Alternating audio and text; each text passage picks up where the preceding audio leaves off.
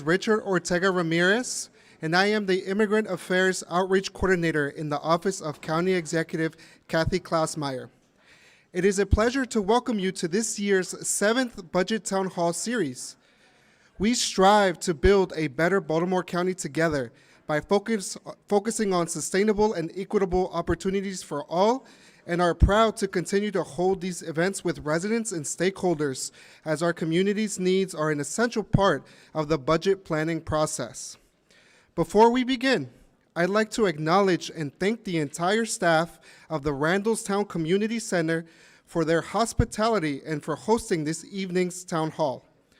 Tonight, we begin our fiscal year 2027's budget discussions here in District 4, hosted by your County Executive, Kathy Klausmeier, and your Councilman, Julian Jones.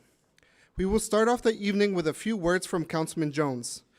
County Executive Kathy Klausmeier will then give welcoming remarks, along with a few words about the projects in District 4.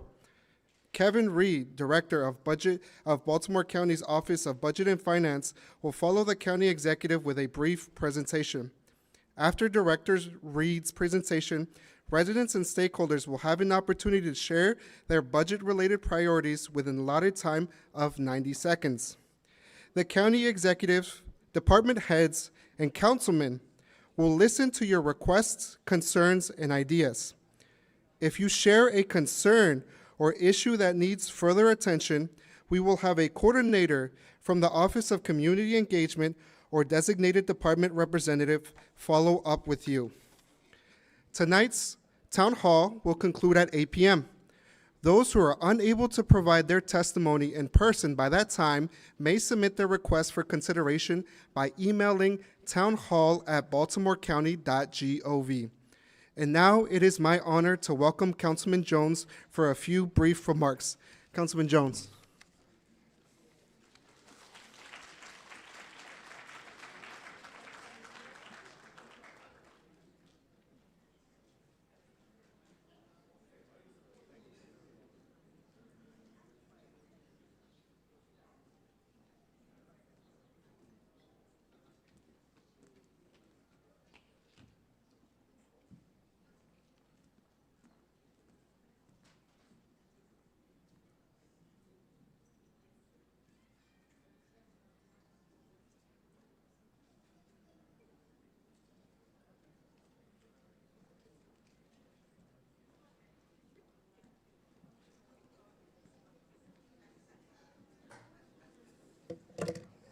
Well, good evening, everyone.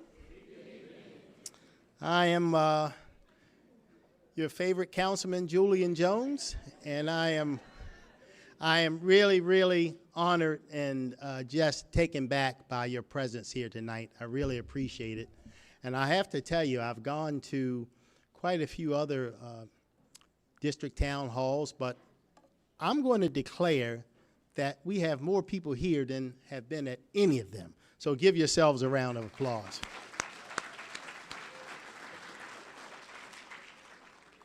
So before we get started, I just want to just give everybody a little brief overview.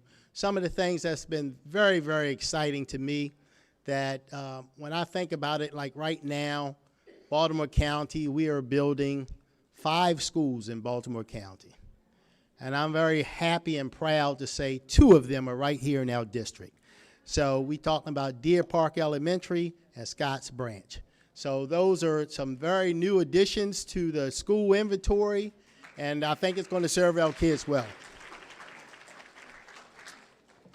The other thing I want to talk about real fast is rec and parks. So I'm happy to know that, just recently we announced a addition or some renovations to Rockdale Park, which is right there on Rolling Road and Milford Mill. So that's going to get some improvements. They already have new bathrooms there, but going to get some other things. And my favorite project since I've been in office has always been very proud of Northwest Regional Park. Every year I have a community picnic there. And we have the Ravens playground installed there, the first of its kind in all of Baltimore County, a destination playground. And coming very soon, a splash pad for our kids. A splash pad, just like you see down Kings Dominion or Hershey, with the water falling out of the buckets and the water squirting out of the ground. That's going to be an unbelievable destination splash pad for people throughout Baltimore County. So I don't want to belabor the point too much in terms of the things we have going on in our district. Those are the things that are important to me. Of course, we'll have another community picnic. We'll let you know those dates too. But I just want to thank each and every one of you for being here tonight. I'm very excited to see you. And let's get the show going. And next, I want to call up our county executive. As you all know, that Johnny Olszewski went off to Congress. We wish him well.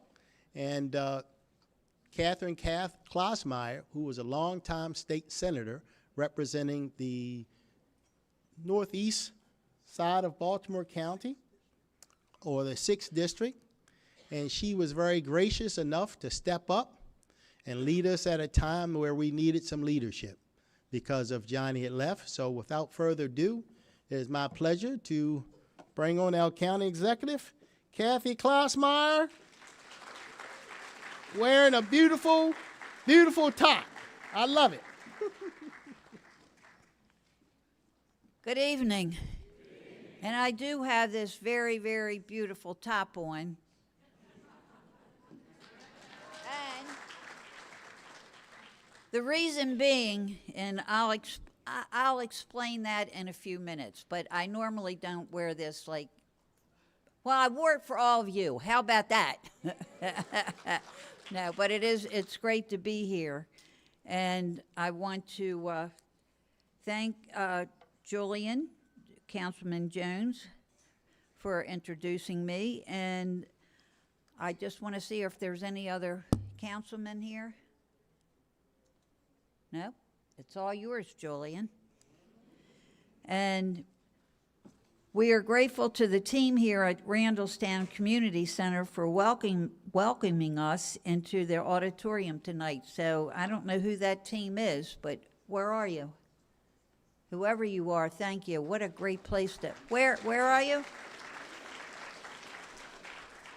Thank you very much. And this is the most people, I think, as Julian had said, this is the most participation I've seen. And this is my very last one, so I'm glad you all came out to see me. So,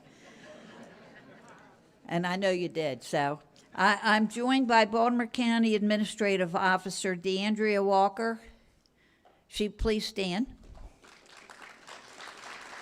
And Director of Budget and Finance, Kevin Reed, who you'll hear from in a few minutes, along with the leadership from nearly all of our county departments, and I hope, will they please stand up? And you may have met many of them out in the halls. And as we go on this evening and you have a certain problem that one of them can help you with, you'll be able to go out in the hall and discuss that with him. I'd also like to ask the Office of Community Engagement team in their blue shirts to stand up. They're all over there, and you may know many of them. They're here to help you this evening and help you all the time in the community. You will see them at public events, neighborhood meetings, and throughout the district. And thank you again to all our employees. Thank you, all of the employees that are here from Baltimore County. You work hard, and I just can't thank you all enough. I'd like to invite everyone to join me in marking the United States 250th anniversary. Many exciting events will be happening across the county in the months ahead. Thus, the red, white, and blue to remind you all.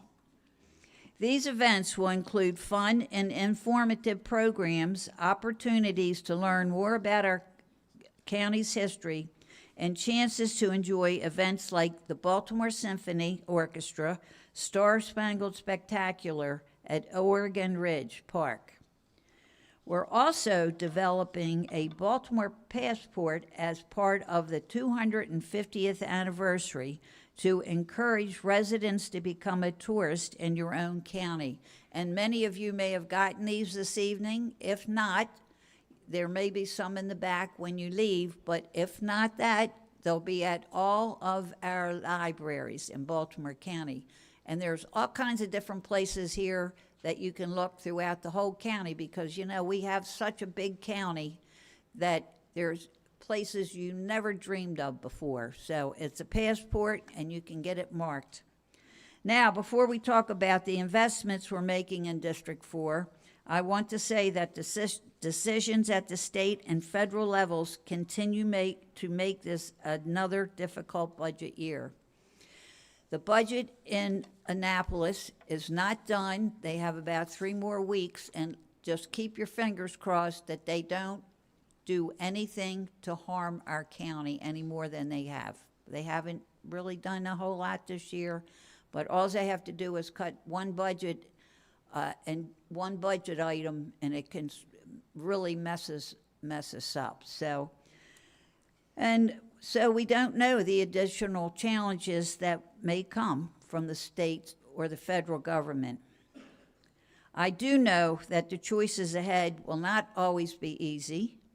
Baltimore County is facing fiscal pressures to continue providing the services and resources that we all rely on, but we want to keep delivering real investments through Baltimore County. Before we talk about our budget, let's take a look at some of the investments we're making here in District 4. All of these slides will be available on Baltimore County website after tonight's presentation. And I just remembered to say one thing. Before I came in, they said there were some folks that have been here since 5:30.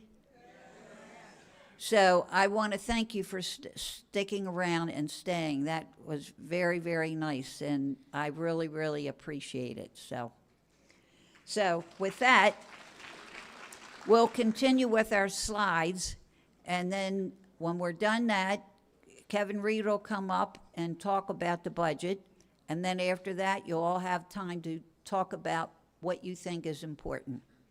So the most important investments we make are in our schools and in our children. In District 4, we've delivered nearly $220 million for improvements at 12 schools. I think the councilman has already talked about this a little bit. That includes $80 million for the replacement of Scotts Branch Elementary School. And how many people were at the ribbon cutting? I know there was some of you here, so I was happy to join in our partners and break the ground on this project in October. We also delivered more than $75 million for a replacement of Deer Park Elementary School, as well, okay, that's here for Deer Park, as well as millions more, as you can see behind me. We've continued to invest in keeping our community safe so we can support the officers and first responders who serve us every day. And they're all around here tonight. We're also thankful. Let's hear it for our first responders and our police.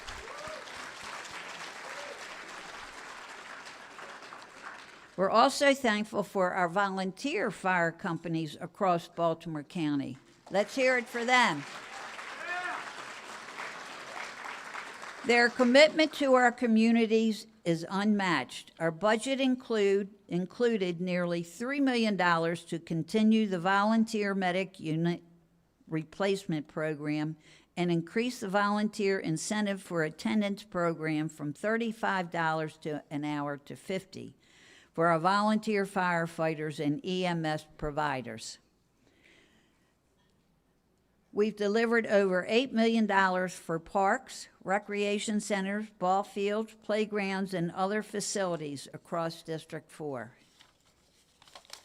That includes nearly $5 million to support the Northwest Regional Park and Splash Pad, and over $3 million to improve parks, multi-purpose centers, and playgrounds throughout the district, including Rockdale Park, where we just broke ground earlier this month. Were any of you there?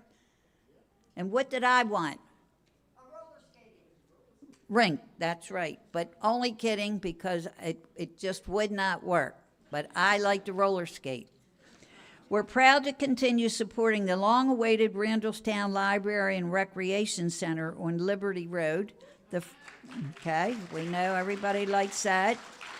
The first co-location of its kind in the county. Baltimore County, as well as our partners in Annapolis and Baltimore County Public Libraries, delivered over $65 million for the purchase and future construction of this project.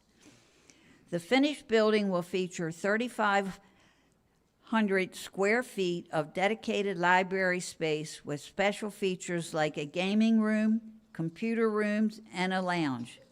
This is in addition to enhanced recreation offerings like studio spaces, pickleball courts. I'd rather be roller skating. Yeah. And community meetings for rooms for everyone to enjoy. In addition to the support I just mentioned, our mobile health unit has also helped communities everywhere by connecting almost 6,000 residents with vital care and services since the start of fiscal year 25. We've also offered resources to help renters and homeowners, including seniors and those impacted by a disability, stay safe, comfortable, and independent. I'm also very proud of the efforts of our volunteer center located at the Bicota Senior Center in Towson, which has registered more than 2,500 volunteers since 2023 to support community events across the county. Thank you to all those volunteers. Thank you all again for taking the time tonight and join us tonight. We're very proud of the investments we've made in District 4 and across Baltimore County. And don't forget to pick your passports up when you leave this evening. With that, I'd like to invite Kevin Reed, the county's Director of Budget and Finance, to walk us through a brief budget presentation, and then you'll have time to talk with us as the evening goes on. And right now, I'm going to say, Kevin Reed, take it away.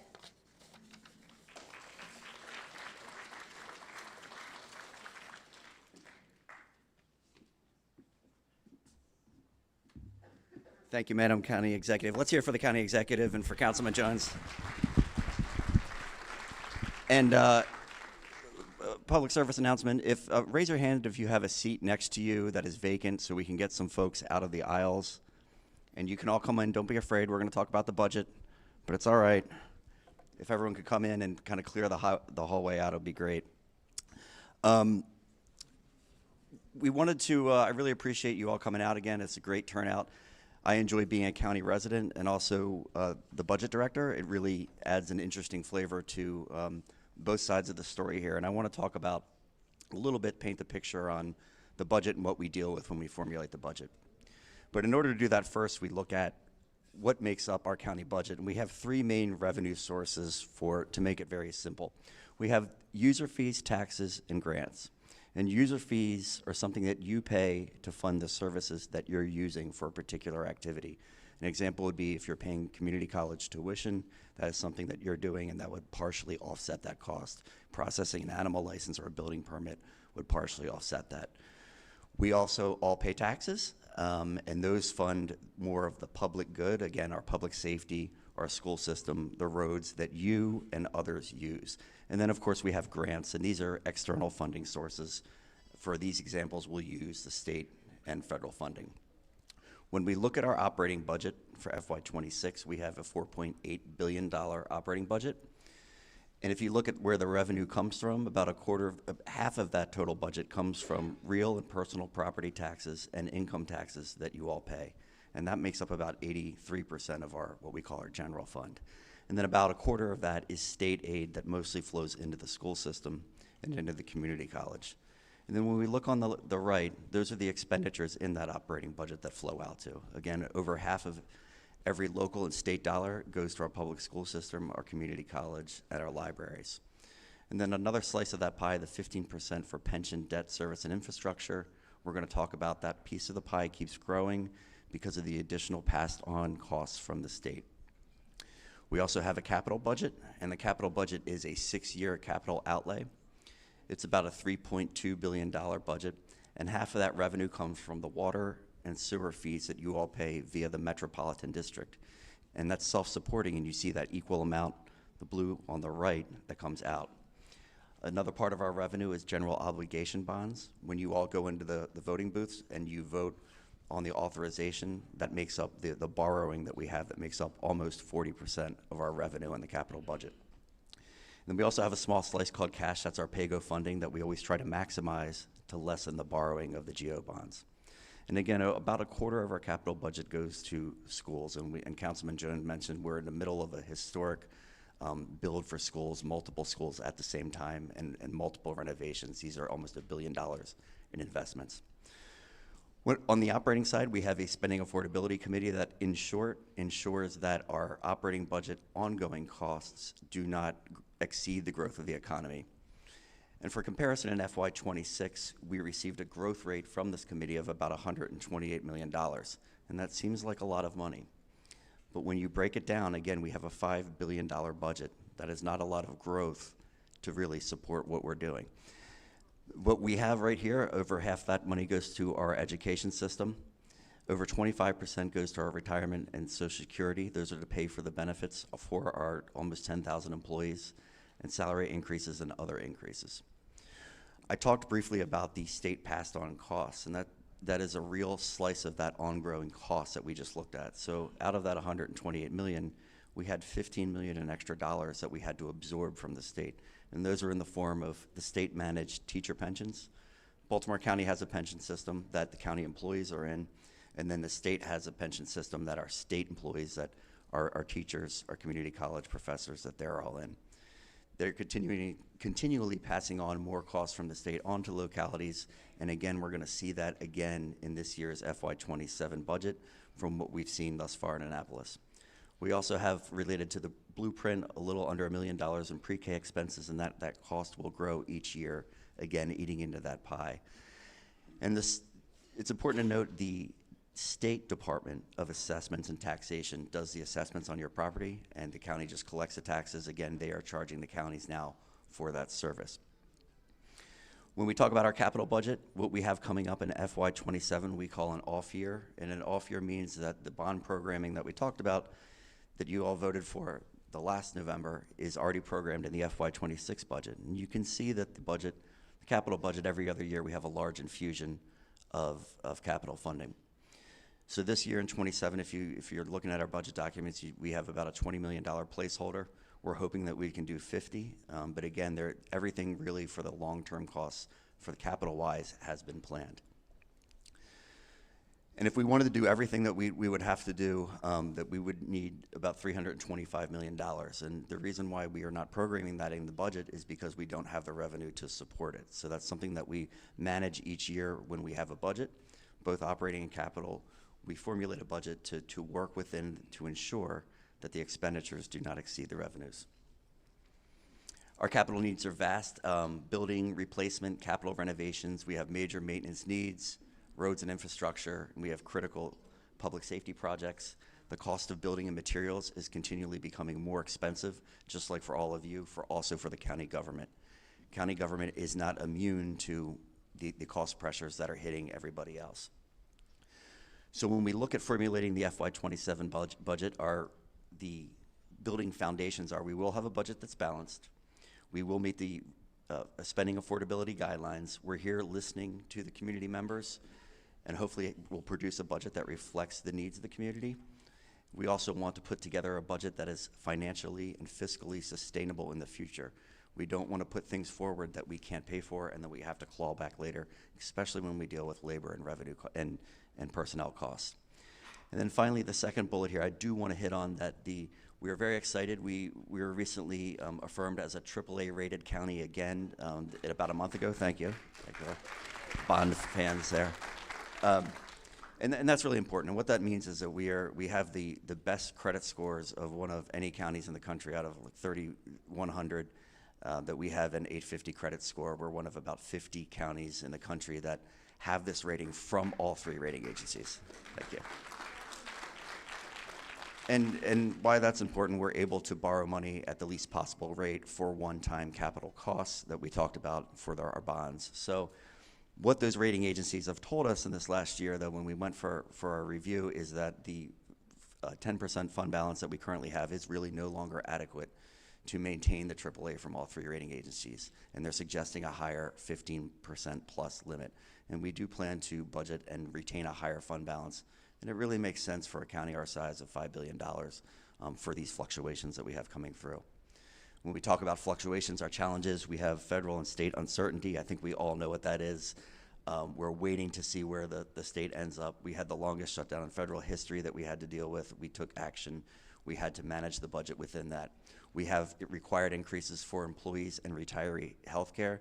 Healthcare is very, very expensive. As everyone knows, it's double-digit increases per year for our employees and our retirees. And again, we're going to maintain adequate reserves. On the capital side, the impact of inflation and labor is making materials and projects more expensive. It's important and difficult to try to keep up with the pace, but we are, and the projects to keep them on schedule and on budget. And again, FY27 is an off year as far as programming. So our budget timeline, we are nearing April, middle of April, my favorite time. So the county executive will submit her submitted budget to the county council on April 16th at 10 a.m. It will then go to the county council for review. And by charter and code, the county council can only reduce the budget at that point. Funding can't be moved around and funding cannot be added. But they will have hearings for various agencies at that time throughout May that will be public on the county council website. The county council will adopt their budget at the end of May, usually before Memorial Weekend, and then we begin the fiscal year on July 1. So at this point, I think I'm going to turn it back over to, is it Alonza? Oh, he's behind me. And we look forward to hearing from you all. Thank you all so much.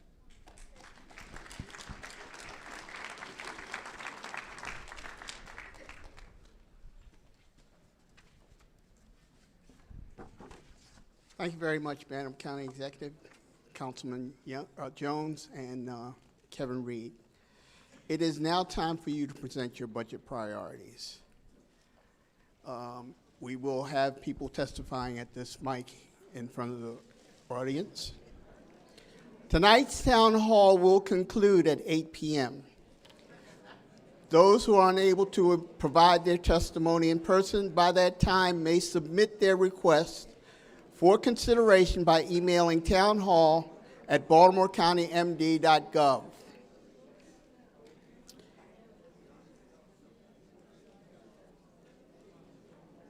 Okay, let's get started.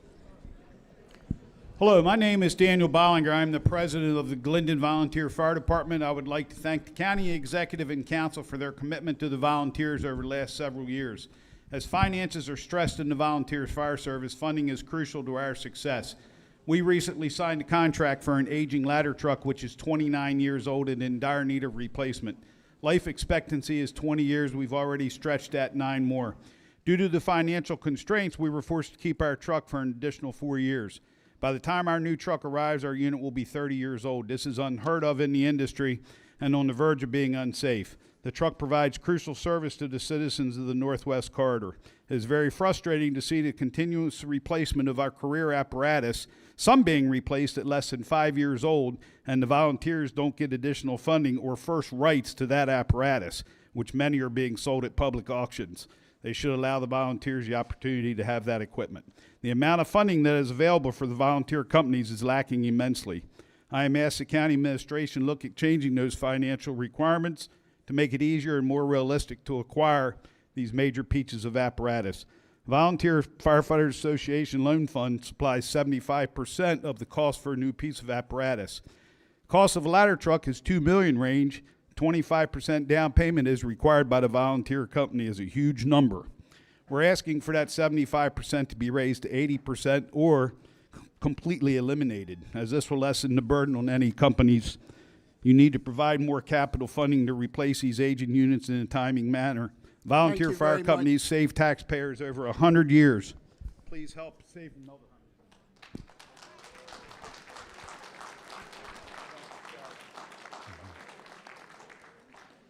Good evening, Madam County Executive and Councilman Jones. My name is Scott Timberman, and I am the president of Upper Cove Volunteer Fire Company. I stand before you tonight representing my members, the Upper Cove community, and the citizens of Baltimore County. While only a few Upper Cove members are present this evening, their absence is not a lack of support, but a reflection of our reality. At this very moment, 4 of our members or volunteers are attending EMS class.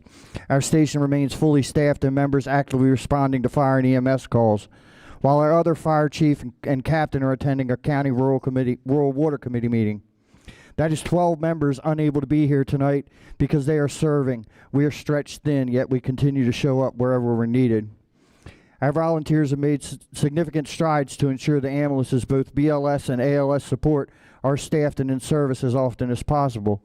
For years, we have relied on a part-time employees through funded incentive-based program that provides payment for each hour our units are staffed and available. These funds cover wages, workman's compensation insurance, payroll expenses, and other essential costs. However, as has been discussed in prior meetings, we are facing a likely and significant reduction in those incentives once the county's monthly allotment of $339,100 is exceeded. Simply put, we are being penalized for doing our job well, for protecting our citizens, for ensuring they receive prompt professional emergency medical care and transport when they need it most. I cannot speak for every department. I will hand you my... Thank you.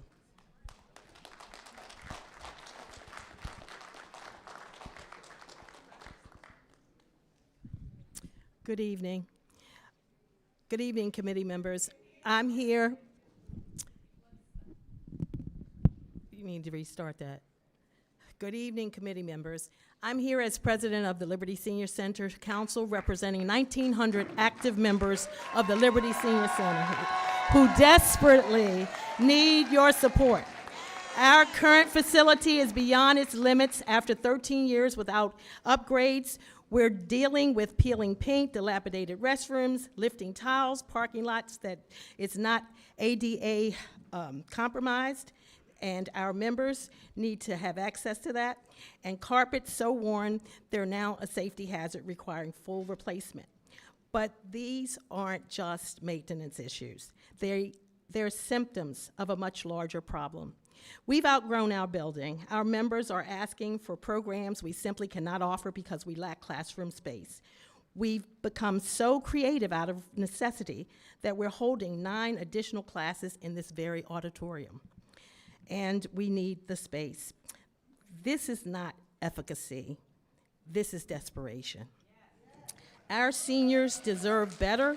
We deserve a facility that meets our needs today and tomorrow. That's why we're requesting $7 million annually to be put aside the next 3 years to build a multi-purpose, multi-generational facility that will serve us all in our community for decades to come. In the interim, we need immediate relief. Where the library relocates to Liberty Rolling Roads, we're asking to be relocated there temporarily until we're housed in a better situation. And we also need Medicare waiver moved so that we can occupy the space that we so desperately need. Thank you for your attention.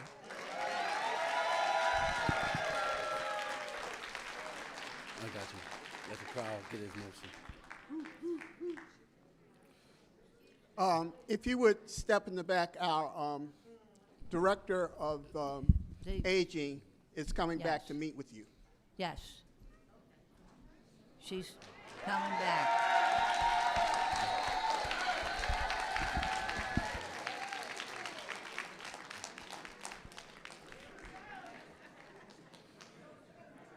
Good evening, everyone.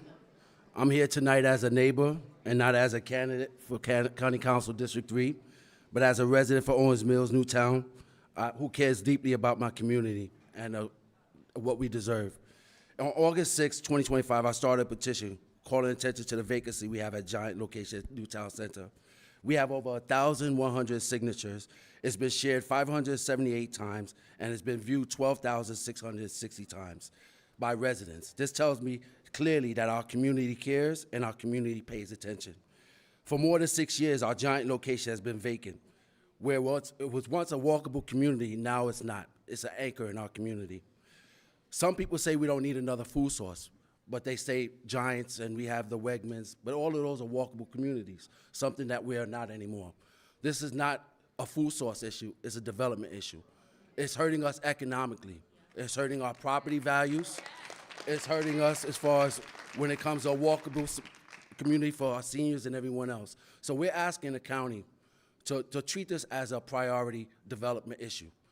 We need this to be able to be healthy again in our corridor. This is also going to be healthy for the surrounding community, businesses that we have. That's hurting right now. Okay. We also asking for a resource center.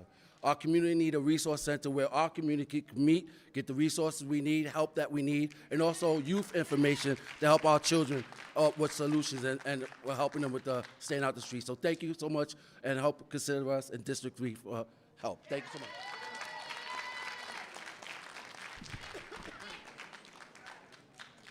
And a wonderful good evening to everyone. I am Michelle Nyambo, and I am a member of the Liberty Senior Center, along with our president who just left the stage. Amen, amen. And I am here beseeching this committee to honor our president's request for $21 million. Amen, amen. We have simply outgrown our space so much that we don't even have enough space for additional file cabinets. And for our membership files to be located in.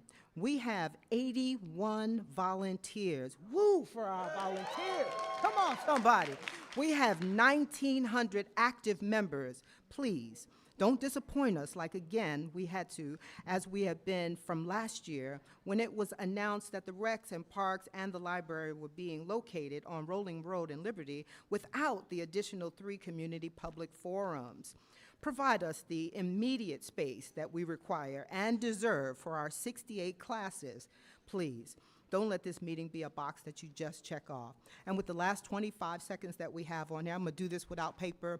There is a pool room that is located inside that Liberty Senior Center. We are awesome. I didn't say they, I said we. I am a pool shooter and have been shooting for over 40 years. It's a family affair over there. And it is something that we have come to love, and it is something that we have come to be very good at. If you make the new building, we'll go with you. So if you build it, we will come.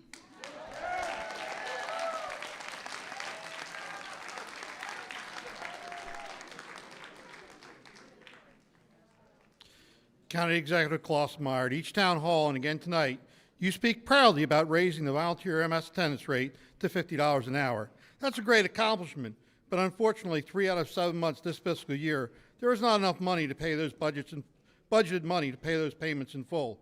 January, the evening rate for BLS was paid at less than $38 an hour, and overnight was 0. Each time your administration scrambled to supplement funds to pay the monies due. We are told this won't happen again as there are no funds left.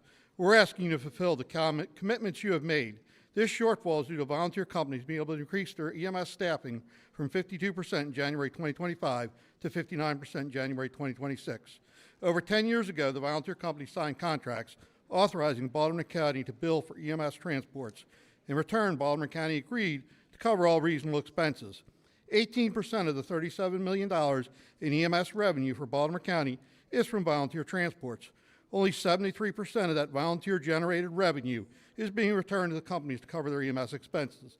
It is time for you to do the right thing. It's not like the funding is not there. The funding increase will ensure fiscal solvency and increase the number of available staffed units. It will decrease the time it takes for our citizens to get the critical life-saving care they need.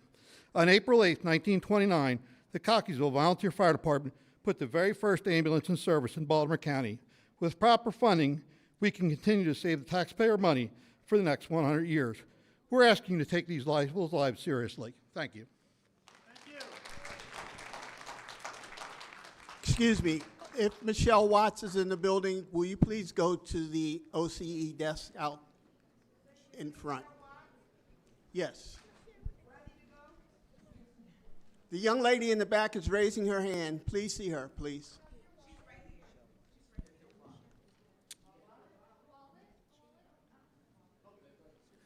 Good evening. My name is Stephen Morgan, and I'm here on behalf of Reisterstown Improvement Association, also known as Reisterstown Main Street.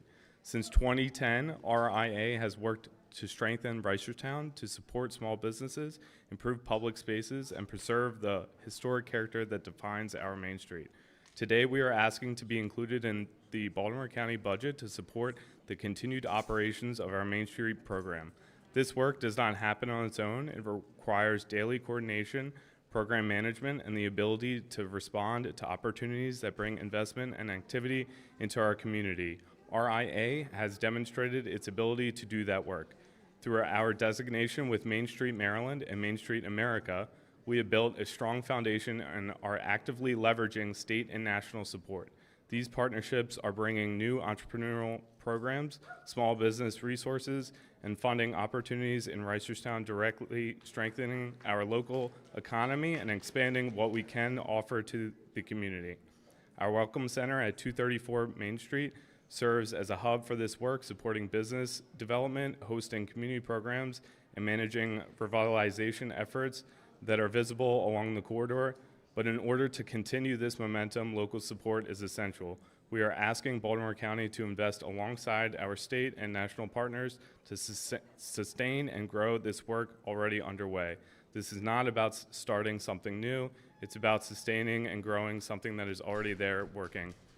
Thank you.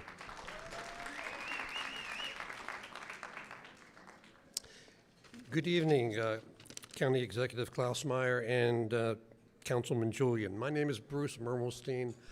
I happen to be a resident of this district and happen to grow up in this very neighborhood. But I'm here tonight on behalf of the Court-Appointed Special Advocate Program, or CASA, and in support of their request for funding for the Youth Engagement Specialist. I know the county executive spoke about the importance of children in Baltimore County, and children in foster care who are served by CASA are among the most needy children in our community. They are in foster care through no fault of their own. Try as they may, social services cannot replace a family. CASA is a link between these children and the community, particularly when they are at an age when they leave foster care and they need the support and guidance to find their way in the world, which normally is provided by families, but these children may not have families to do that. So CASA is there for them. I believe that the community is judged by the way we treat those who are most in need, and foster children are among those most in need. This position for the Youth Engagement Specialist is one way that we can try to meet this need. I don't know how much it actually costs, but I imagine it's a very small amount considering the entire budget of Baltimore County. So I'm urging you to find it in your hearts to support this position. These people will eventually become voters and maybe even representatives in our government. Thank you very much.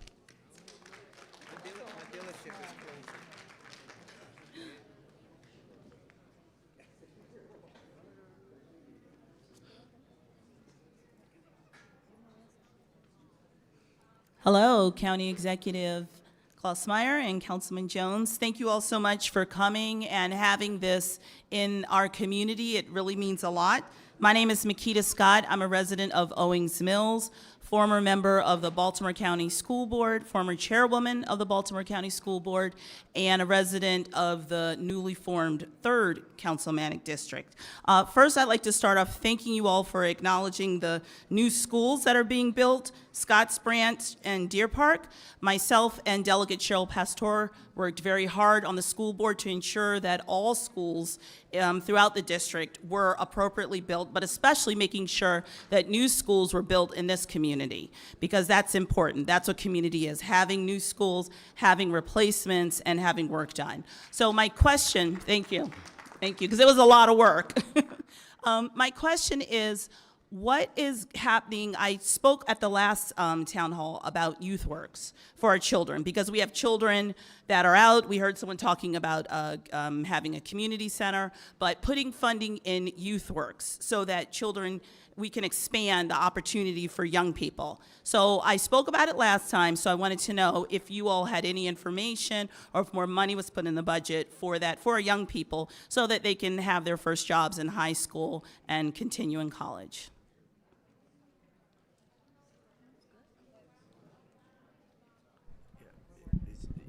Youth Works, we're still, is this part of the BCPS's budget? No, county budget. Okay. Oh. Oh, okay. Okay. Oh, Yeah, A summer You youth can- program. yeah. So that's our Deputy Director of Economic Development. She is happy to speak about our summer youth employment program that we have. We call it a different name. So yes, we do have that availability. We have that. That is a program that continues, but she can speak more about it. Great, thank you. You're welcome.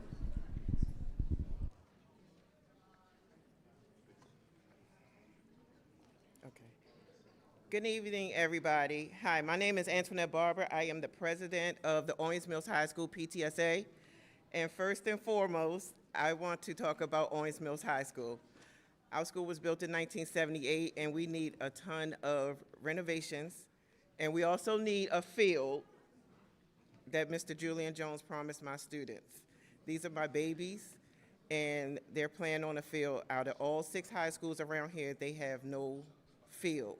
Franklin has gotten 2 in 10 years. So can we please put this in the budget to get us a field? Also, I want to talk about getting a recreation community center in Owings Mills for our students. If we don't want them in the shopping center and we don't want them riding their bikes somewhere, give them some place to go. Also, not just the community center, we have seniors that have to go outside of Owings Mills to do senior programs with other seniors. We have places. We have empty lots. We have an old Walmart and Sam's Club that's just sitting. Why aren't we doing something with these facilities for our seniors and our students? And also, we need to talk about transportation. I have a lot of students that won't stay after school for extracurricular activities, which can get them off the street, but they don't have transportation home. How can we get them from their extracurricular activities, transportation home? Baltimore City gives out bus tokens and slips where they can ride the MTA until 8 o'clock at night. Let's do something with our youth, please. Thank you.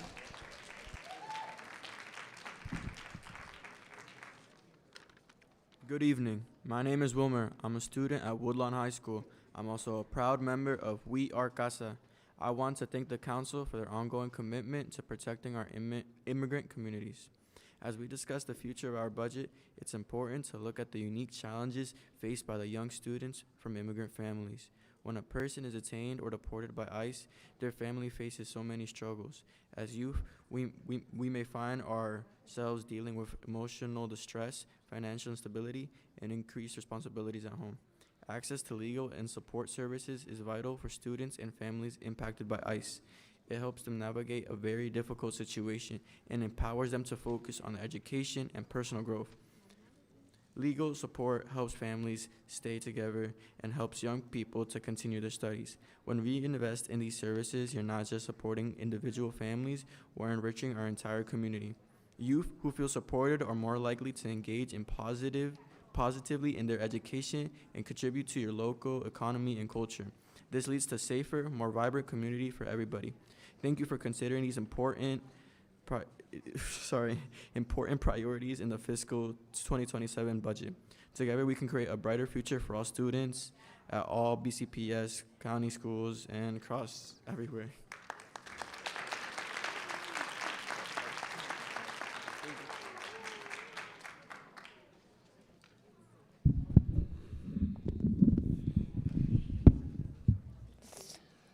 Good evening, council members and Baltimore County Executive. My name is Evan Guevara, and I am a student at Featherbed Lane Elementary School. I am here because 2 years ago I asked for a sidewalk and repair the street. I need your help with some important issues. First, I want to ask you to please finish repairing our streets. They are full of potholes that makes it very dangerous for cars and for people walking. Second, we really need a sidewalk for students going to class. There is an area at my school where kids cannot walk safely, and having a sidewalk would help help us a lot. I just want all my friends, our parents, and our teachers to be able to get home safely every day. Please help us fix these problems so our community can be a better and safer place for all children. Thank you for your time and for listening to me.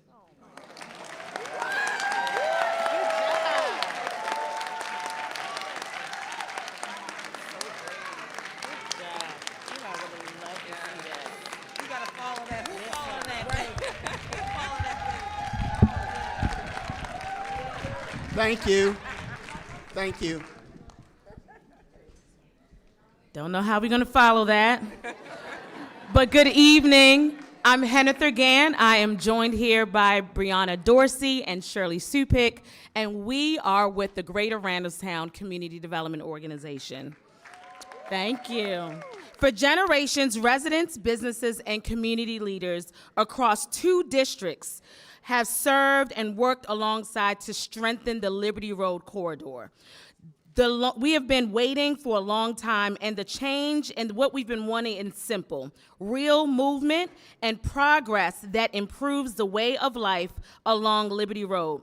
Today, we are beginning to see that movement. Over the past year, GRCDO has focused on bringing people together and building the foundation for long-term revitalization. We were able to bring the return of Liberty Live summer concert series, which brought over 3,000 residents. We also launched the Facade Improvement Grant Program, where we awarded for over $430,000 to date to help businesses make critical improvements, including Woodmore Shopping Center. The program is also supported by $500,000 in county funding, in state capital with an additional $350,000 awarded. We're just doing some amazing things, and we're looking forward to continuing this momentum.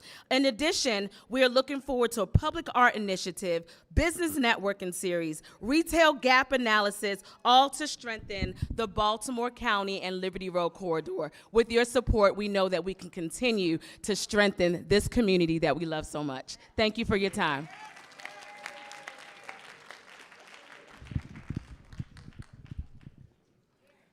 Good evening. My name is Carla Nelson Chambers. I'm here representing the West Baltimore County Redevelopment Authority as the chair of that organization. And I just want to say thank you for supporting this initiative that was originally done at the state level, and for your grant of giving us $750,000 in capital funds that we are looking to use in FY27 to help for both commercial reinvestment and homeowner reinvestment. My request is just simple, that we can work with the county agencies such as Housing, Department of Planning, and the Department of Economic and Workforce Development to find various programs that we can layer with the monies that we have at the county level and at the state level to improve the lives of people in the West Baltimore County District. Thank you so much for supporting it, making it a viable organization, and we are looking forward to do great things in the year to come. So much. Thank you. Hi, Carla. Carla, it was nice meeting you earlier, and we have all those folks here, economic development, planning, workforce. So again, you have them in one room. They know me. There we go. All right. I just want to say thank you, and as we continue to move forward, yes, absolutely, as a public statement. Thank you so much. Thank you.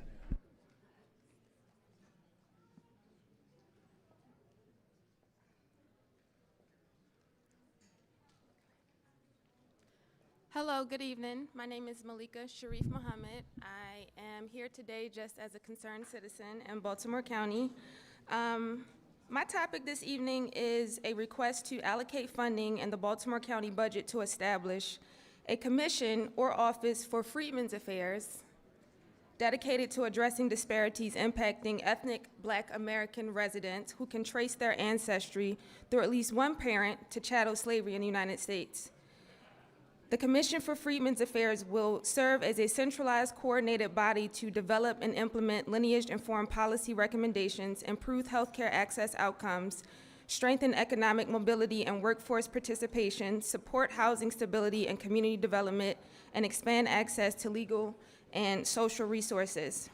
Despite longstanding contributions to Baltimore County, many descendants of American slavery continue to experience higher rates of chronic illness, unmet mental health care needs, disparities in home ownerships and housing stability, barriers to economic advancement and business development. Baltimore County has successfully established targeted offices to support specific populations. Former County Executive Johnny Olszewski created the Baltimore County Office of Immigrant Affairs by executive order to improve coordination of services and engagement. So my question tonight for Executive Klausmeier and Councilman Jones is, would you include funding for the establishment of a Commission for Freedmen's Affairs in the upcoming Baltimore County budget and initiate planning for implementation within the first year of the next administration?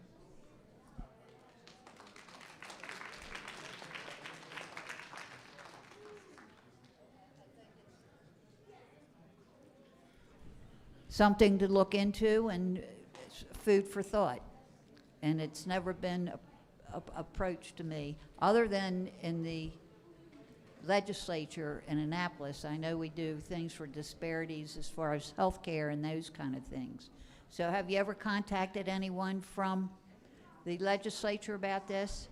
I'm contacting you. No, I know you're contacting me, but I know there might be some ongoing things in Annapolis in the legislature. I'm talking about Baltimore County specifically. But I know, I worked in the legislature, but it also trickles down to Baltimore County. So if you would like to work with can you just talk for a few minutes with our doctor from the health department, especially for that?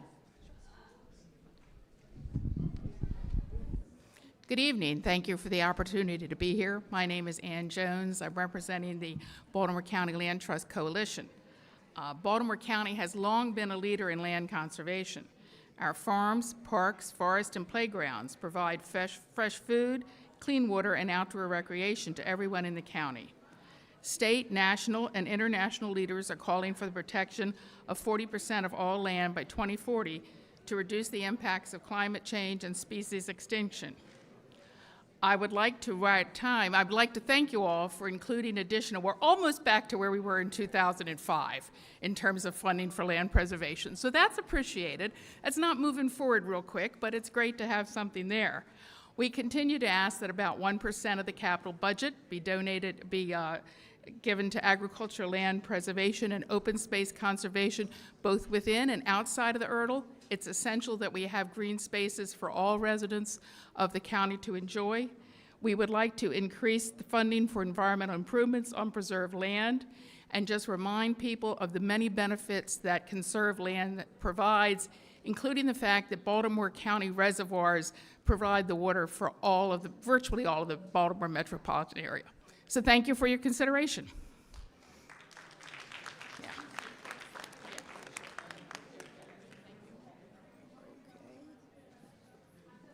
Good evening, County Councilman Jones and County Executive Klausmeier. My name is Donna Lisa McClendon. I am also a member of the Senior Center straight up the road, and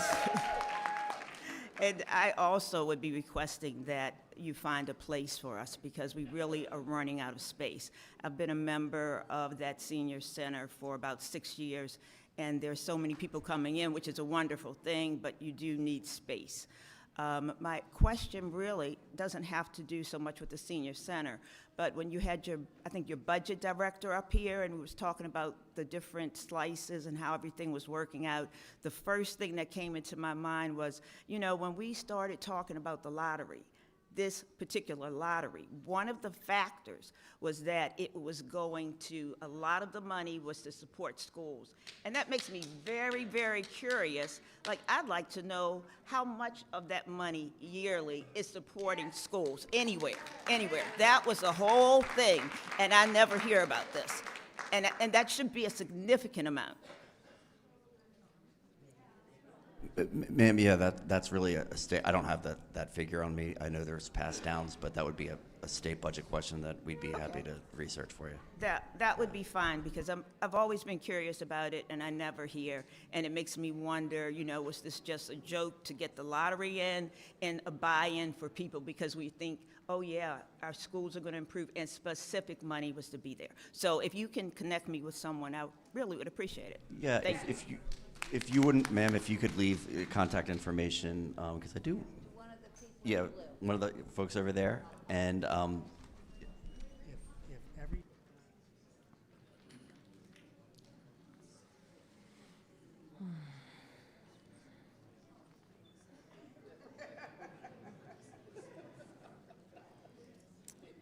Okay, he's still talking. Hi, my name is Michelle Watts. I'm from the Rockdale Therapeutic Garden. I'm representing the area. I was at the breaking. I have a couple of concerns. I know that we're going to have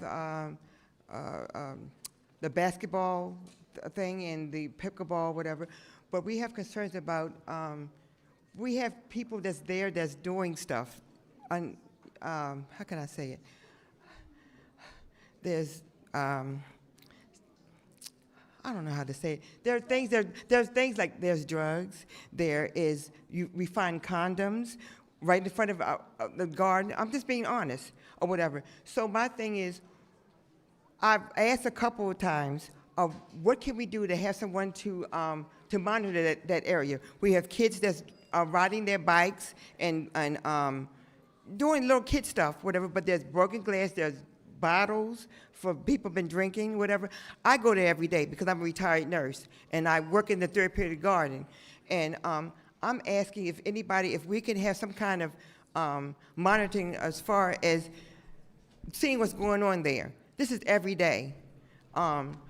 People don't even want to even come to walk in the park anymore because we have people.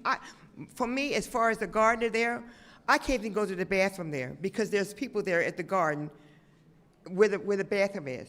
So I have to go home and then come back to the garden. But Chief McCullough, and we have also there Brian, who is, the two of you can talk. ma'am, yeah, Chief McCullough is over there with some of the precinct commanders. They're happy to address your concerns.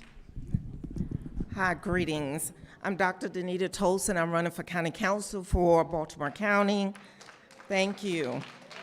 I'm gonna make it quick. I'm deeply concerned as the former Baltimore County NAACP about the direction we're going with housing and diversification with housing. I learned today that Baltimore County Community Housing Development Counseling Program will be closing in June. They will close the assistance for the first-time home buyer assistance program and foreclosing prevention counseling. If elected, I would love for this program to continue. What is your plan to assist the first-time home buyers in Baltimore County? If you just hold on for one, what, do you want to go in the back? Well, What? it's worth a quick one. We're not shutting down the program. We're retooling it to make sure it's in compliance with federal rules, and everybody's going to reapply for the funding we get now. We're working on it now. Here, Thank Terry. you. They still want to, yes, thank you. Relaunching it and having the providers apply to continue to do the work. Money's not going away. We just want to make sure we're following the federal rules. So, not going away. We're going to redo it and make it better. I'm sorry, I'm one of the counseling agencies, but my question is, what happens to the people while you're retooling? Because what we were being told was that the program was shut down and we would have to wait until the following year or what have you. Will there be an extension on the contract or? If you're with one of the organizations, let's Yes. talk, because it's going through the end of this year. Everybody has their awards. You can spend out, and then we're going to put it into our annual funding program. So I don't think there's the gap that you're thinking there is, but Okay, I'm yeah. happy to talk it through with you. Yes, let's talk about it. Thank you. Appreciate it. Okay. Oh, yes, and we are still awaiting our funding. We have not been paid in roughly since July.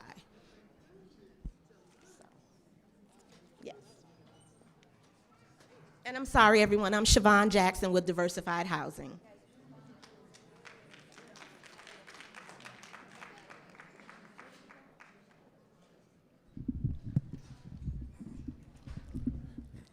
Good evening. My name is Wallace Laster, and I'm an advocate for the Liberty Senior Center. And, and I just want to reiterate, we are truly outgrowing the location that we're at this moment. I know that the property that they're renovating on Rolling Road and Liberty Road does not include us. However, prior to our moving into the library that's going to be vacated and moved to the new property, what we would like to request is the removal of the Medicare waiver program from our facility so that that space can be utilized to provide services and classroom space for members now that have to come here and other places to receive services that they would like to have.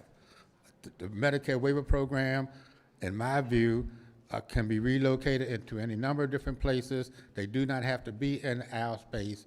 Our space is the Liberty Senior Center, and it's supposed to be for seniors and to provide services and space for the program that the seniors in this county need. Thank you.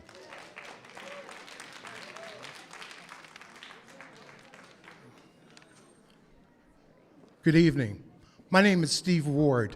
I'm one of the pickle folks. Basically, thank you. We have a number of us here tonight.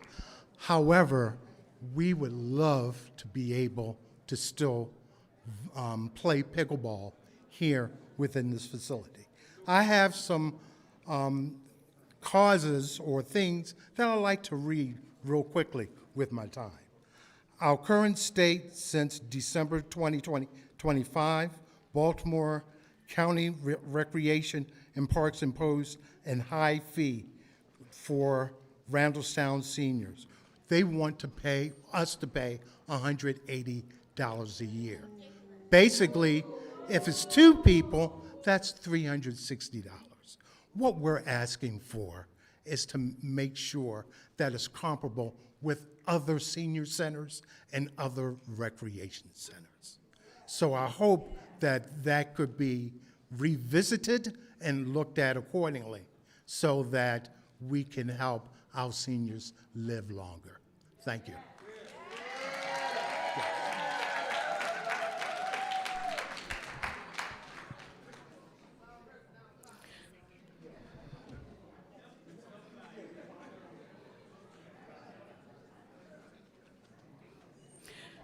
Good evening. My name's Linda Dorsey Walker. I'm elected as the county council, or Central Committee member here, but I'm also a candidate for county council in the 3rd district. The new 3rd starts on the other side of Liberty Road. Okay? But I'm going to talk about this area where I've been living all these years.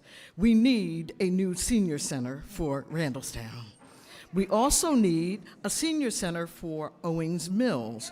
It was talked about a long time ago when the Ballard Green property was built that there might be the possibility of putting a senior center back there when the new school was built, Lyons Mill Elementary School. It didn't happen. We also need to address the fact that we're 3 months away from the federal contract ending for the Woodstock Jobs Corps Center. We've got to do something for our youth in transition coming out of these foster care programs. We've got to. That was a place for young people to go, and we need code enforcement inspectors to be trained. We also need wildfire fighters to be trained, and it will be an ideal place for them to train in some of these fields because we have an aging workforce right now. I'm going to recommend that we implement a sliding fee scale for our parks and recreation centers. Because as the gentleman in front of me just said, some of the fees that have been put in place are just unaffordable for a lot of folks. And we also need a replacement grocery store for the Gross Mills Center in Owings Mills, where the Giants used to be. Thank you. Okay? Thank you.